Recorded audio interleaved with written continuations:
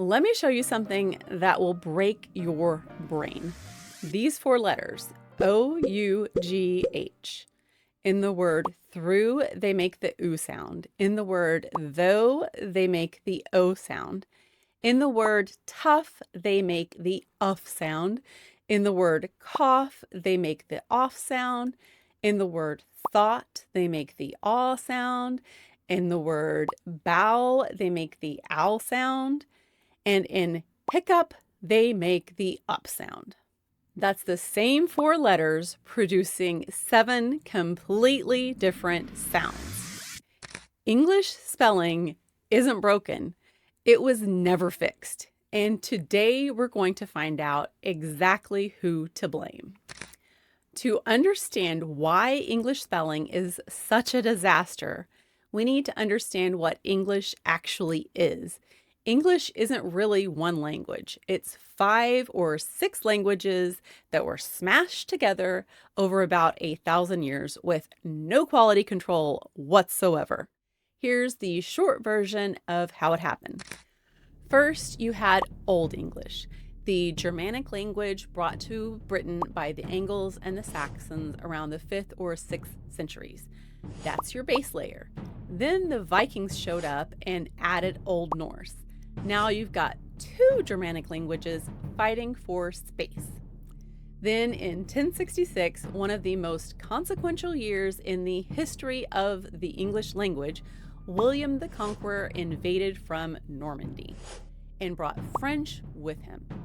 French became the language of the ruling class, the courts, the church, and anyone who wanted to be taken seriously. For the next 300 years, England was essentially bilingual. The aristocracy spoke French, the regular people spoke English, and the 2 languages slowly, awkwardly fused together. Then you've got Latin underneath all of it, the language of the church, of scholarship, of official documents, adding its own conventions to the mix. So what you end up with is exactly what we called it in our last video, a Frankenstein language, stitched together from different parts that were never designed to work together. Each language brought its own spelling rules, its own sound patterns, its own quirks, and nobody ever sat down to reconcile them. That's problem number 1. But it gets worse. The year is 1476. A merchant named William Caxton sets up the first printing press in England, in Westminster. Before Caxton, spelling was basically personal. Scribes wrote phonetically, spelling words more or less how they sounded in their own local dialect. The word might alone had over 20 recorded spellings in Middle English. That was fine. Nobody expected consistency. The printing press changed everything. Suddenly, one spelling of a word could be reproduced thousands of times and distributed across the country. For the first time, there was a real pressure to pick one spelling and stick with it. Here's where it goes sideways.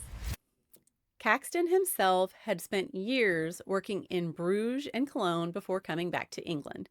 Many of his typesetters, the people actually setting the letters and deciding the spellings, were Flemish and Dutch.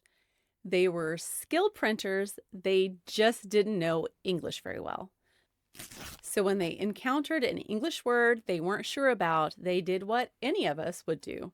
They made their best guess, often based on how the word would be spelled in their own language. The results were permanent. Take the word ghost. In Old English, it was simply gast, no H. The Dutch word for spirit was geest? Geest. When Caxton's typesetters printed the phrase Holy Ghost, they saw a word that looked like a Dutch word, spelled it the Dutch way, and suddenly ghost had a silent H that it's carried ever since. The same thing happened with aghast, ghastly, and gherkin. All of them got unnecessary H's from Dutch typesetters who were doing their very best. Some of those Dutch spellings eventually got corrected. Gospel, gossip, and gizzard all lost their Dutch H over time, but ghost stuck. And now every English-speaking child on earth has to memorize that silent H. But the typesetters weren't the only problem. Caxton's timing was, to put it charitably, catastrophic.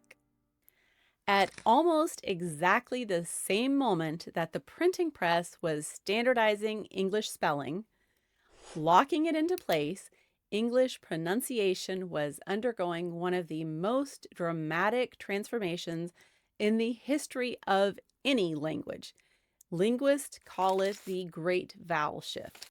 Between roughly 1400 and 1700, every single long vowel in the English language changed its sound, not gradually over time, in the space of a few generations. Here's what I mean. Before the shift, the word bite was pronounced beat. The word house was hoos. The word name was pronounced name. The word meat was actually pronounced more like mate. So in Chaucer's time, in the late 1300s, if you had read English out loud, you would have sounded roughly like a German speaker reading English text. All the vowels had their continental values, the way they're pronounced in Italian, Spanish, or German today. Then the shift happened. Vowels moved, sounds changed. The language your grandparents spoke suddenly sounded different in your mouth. And the consonants changed too. The K in night, people used to pronounce it. The GH, that used to be a guttural sound, like the CH in the Scottish word loch. So night was once pronounced something like knicked. Every letter did something. Then the sounds stopped, but the spelling didn't. Here's the critical thing. The printing press locked spelling in place around 1476. The Great Vowel Shift was still happening and continued happening until around 1700. The door locked. Then someone moved the house. By the time English pronunciation settled down, there were already hundreds of thousands of printed books in circulation with the old spellings. Changing them would have been impossible, so the spellings stayed, even though the sounds they represented had completely changed. This is why we have so many silent letters in English. They aren't silent because they were always decorative. They're silent because we used to pronounce them and then we stopped, but kept writing them anyway. Every silent letter in English is a ghost, a tiny memorial to a sound that no longer exists. Now, you might think, okay, the Dutch typesetters and the Great Vowel Shift, those were accidents. Nobody chose this. But here's the part that should make you genuinely angry. Some of these bizarre spellings were added deliberately by scholars trying to make English look smarter.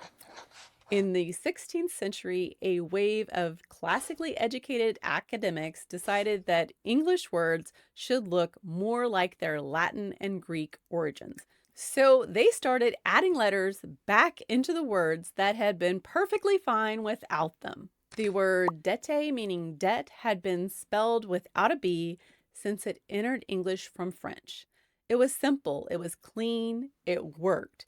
But scholars noted that the original Latin word was debitum, so they added a B, debt, a B that had never been pronounced in English, not once, added purely for aesthetic reasons.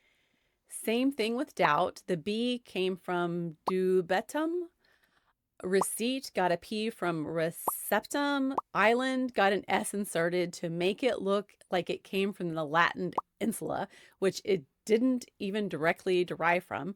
These scholars were essentially vandalizing their own language to make it look more educated. And we're still living with the consequences. Fast forward to the newly independent United States of America. The year is 1806, and a man named Noah Webster is furious. Not because of spelling exactly, because of Britain. Webster had strong feelings about American independence, and he believed language was part of it. If America was going to be its own nation, it shouldn't be spelling words the British way.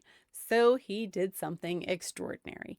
He wrote his own dictionary, and in that dictionary, he changed the spelling of hundreds of words deliberately, specifically to make American English look different from British English. Color became color. The U dropped out of pure spite. Center became center, theater became theater, mold became mold, jowl. The British spelling of jail became sensibly jail. Some of his changes were actually reasonable improvements. Nobody misses jowl. But Webster also tried some changes that did not make it through. He wanted soup to be soup. He wanted tongue to be tongue. He wanted women to be spelled women. He tried sponge for sponge. The public said no, firmly. And on those particular battles, Webster lost. But here's the lasting legacy. Webster's successful changes permanently split the English language into two spelling systems, British English and American English, two countries separated by a common language. And now also whether you put the U in color. Here is something that explains a lot. English is one of the only major languages with no official governing body. The French have the Académie Française, established in 1635. When new words enter French, or when there's a question about spelling, the Academy makes a ruling. Their decisions are official. The Spanish have the Real Academia Española. German has the Council of German Orthography. Italian has Accademia della Crusca. English, nothing. No committee, no authority, no one in charge. This means that every attempt to fix English spelling, and there have been many, has ultimately failed because there's no one with the power to enforce the fix. Benjamin Franklin tried. He actually invented his own phonetic alphabet in 1768 and wrote letters in it. The idea went nowhere. Theodore Roosevelt tried in 1906. He signed an executive order mandating simplified spelling in all government documents. Through for through, though for though, the House of Representatives voted it down 2 months later, 142 to 25. Entire spelling reform movements in the 19th and 20th centuries pushed for standardizations. All of them failed. The mess persists because nobody owns English. It belongs to everyone, which means no one can fix it. So let's go back to where we started. Through, though, tough, cough, thought, bow, hiccup, 7 different sounds, 4 identical letters. Now you know why. It's because though came from Old English, while tough absorbed its pronunciation from a Germanic dialect, while through settled into its sound during the Great Vowel Shift, while cough was shaped by French influence, while Dutch typesetters were adding letters that didn't belong, while Latin scholars were reinserting letters that had been removed, while Noah Webster was staging a one-man spelling rebellion against the British Empire, while nobody was watching the whole system and making sure any of it made sense. English spelling isn't illogical, it's archaeological.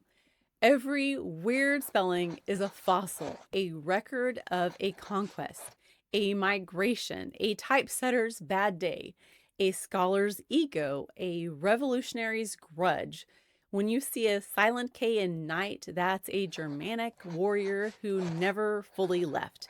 You see the H in ghost, that's a Flemish printer making his best guess at a foreign language. When you see the U in color, if you're in Britain, that's a French influence that's been in place since 1066. When you see color without the U, if you're in America, that's Noah Webster's revenge. So if you've spent your whole life feeling vaguely guilty about struggling with English spelling, I want you to understand something. You were never fighting a logical system. You were fighting 9 centuries of accidental history. And honestly, given what the language has been through, the fact that any of us can spell at all is a miracle. If this video made you feel better about your spelling or just appropriately outraged about the English language, I want to hear about it in the comments. And I have a question for you. Which silent letter bothers you the most? For me, it's the P in receipt. I have never once felt it deserved to be there. In the next video, we're leaving language behind and looking at a different kind of cognitive paradox, why some of the most gifted mathematicians in history couldn't split a dinner bill. If that sounds familiar, subscribe. You won't want to miss it.